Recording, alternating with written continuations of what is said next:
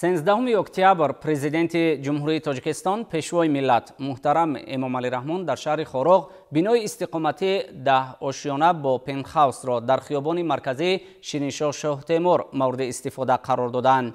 бинои баландошёна дар асоси дастуру супоришҳои сарвари давлат муҳтарам Эмомалӣ Раҳмон бунёд гардида хишти нахустини он соли 2023 гузошта шуда буд.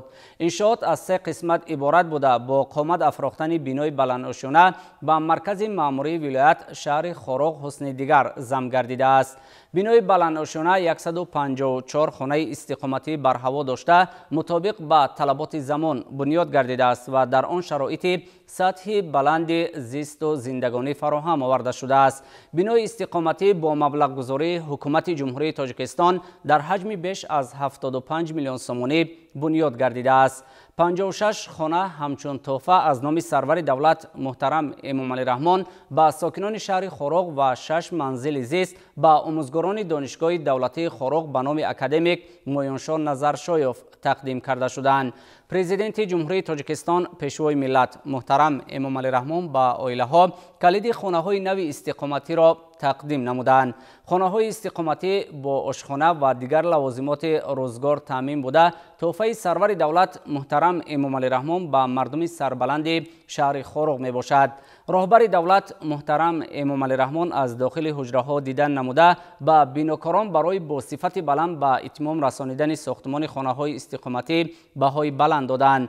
инчунин хонаҳои истиқоматӣ дар фасли зимистон бо системаи гармидиҳӣ тавассути қувваи барқ таъмин хоҳанд шуд.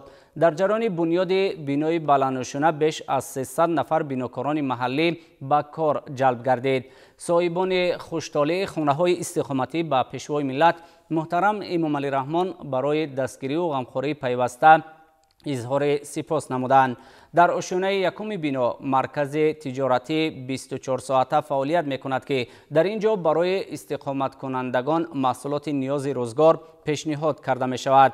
ба сарвари давлат иттилоъ дода шуд ки дар марҳилаи аввал дар маркази тиҷоратӣ зиёда аз 20 нафар аз ҳисоби аҳолии шаҳри Хорог бо кори доимӣ таъмин гардида оянда шумораи онҳо афзун хоҳад шуд.